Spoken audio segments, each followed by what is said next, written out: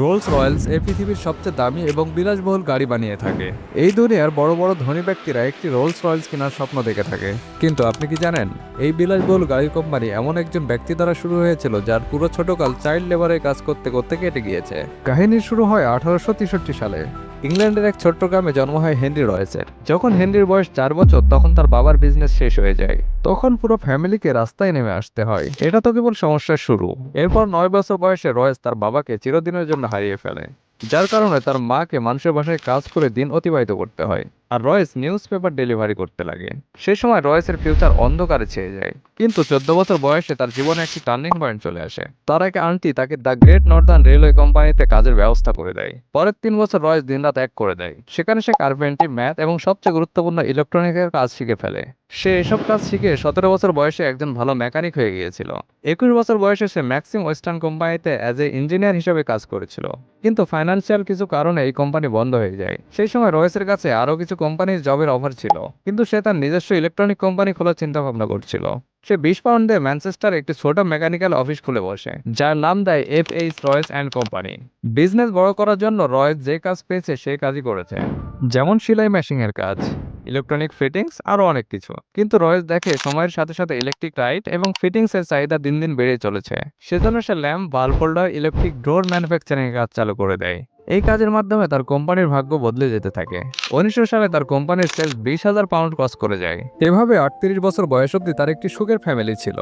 সে ফ্যামিলিকে পাশে নিয়ে বিশাল বড় ফ্যাক্টরি বিল্ড করার প্ল্যান করছিল। সবকিছু ঠিকঠাক চলছিল, কিন্তু এই কাহিনীতে আরেকটি টুইস্ট চলে আসে। 1901 সালে জার্মান ও আমেরিকান কোম্পানি ব্রিটিশ ইলেকট্রনিক মার্কেটে এন্ট্রি নিয়ে নেয়, যার জন্য মার্কেটে কম্পিটিশন বেড়ে যায়। কিন্তু ইলেকট্রনিক সামগ্রীর দাম কমতে থাকে।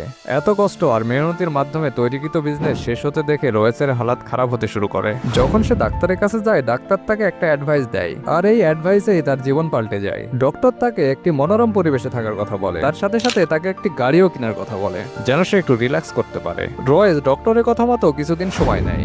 তারপর ড্যাকুয়ে ভ্যালি নামে একটি ফ্যান্স মেক গাড়ি কিনে নেয়। এই গাড়ি অনেক শব্দ করত, ব্রেক ঠিকমতো কাজ করতো না, অনেক ওভারহিটও হয়ে যেত।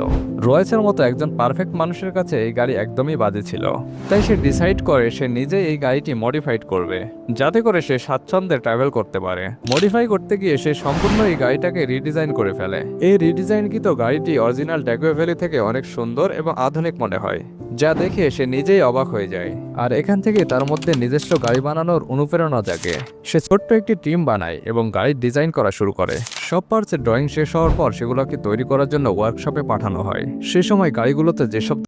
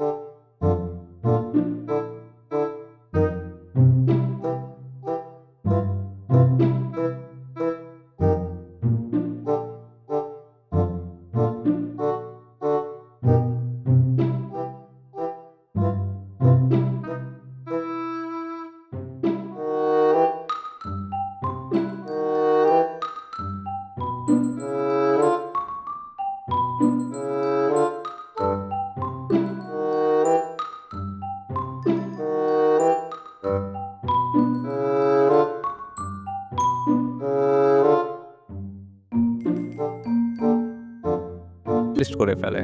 তারপর তারা এই কোম্পানির 4টি মডেল মার্কেটে নিয়ে আসে। চার্লস রোলস মনে করত কোনো গাড়ি মার্কেটিং এর সবচেয়ে উপযুক্ত এবং বড় পদ্ধতি হচ্ছে সেই গাড়িকে নিয়ে কার কম্পিটিশনে অংশ নেওয়া। যেমন ভাবনা তেমন কাজ। তখনকার সময় সবচেয়ে বড় car competition tournament Isle of Man racing টুর্নামেন্টে সে যোগদান করে এবং সে নিজেই কার চালিয়ে সেই কম্পিটিশন জিতে যায়। সাথে সাথে সে আরও কিছু পুরস্কার অর্জন করে ফেলে। এইভাবে তার গাড়ি সবার কাছেই পরিচিত হয়, সাথে সাথেই তার কার সাকসেস পেয়ে যায়। কিন্তু এটা তার সেই সাফল্যের কাছে কিছু না, যেটা দেখা তার এখনো বাকি ছিল। 1906 সালে রোলস রয়েস এমন একটি গাড়ি বাজারে লঞ্চ করে যেটিতে 40 এবং 50 হর্স পাওয়ারের ইঞ্জিন ছিল।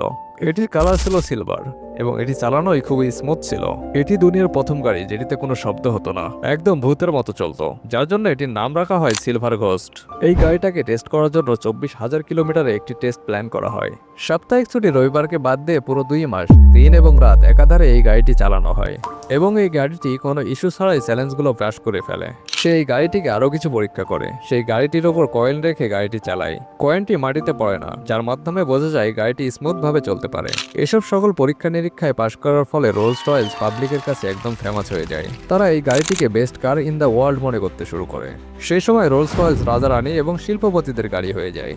রোলস এবং রয়্যালসের পার্টনারশিপ এতটাই সাকসেস হয়ে যায় যেটি কল্পনার বাইরে। কিন্তু এমন সময় একটি মর্মান্তিক ঘটনা ঘটে যায়। গাড়ির পাশাপাশি চার্লস রোলসের প্লেনের প্রতি একটা বাড়তি ইন্টারেস্ট ছিল। 12 জুলাই 1910 সালে সে রাইট ফ্লায়ার নামে একটি প্লেন উড়াচ্ছিলেন। তখনই প্লেনটির ফিউল ট্যাঙ্ক ভেঙে যায় এবং 100 মিটার উপর থেকে প্লেনটি ক্র্যাশ করে। এই অ্যাক্সিডেন্টে 35 বছরের বয়সী চার্লস রোলস মারা যান।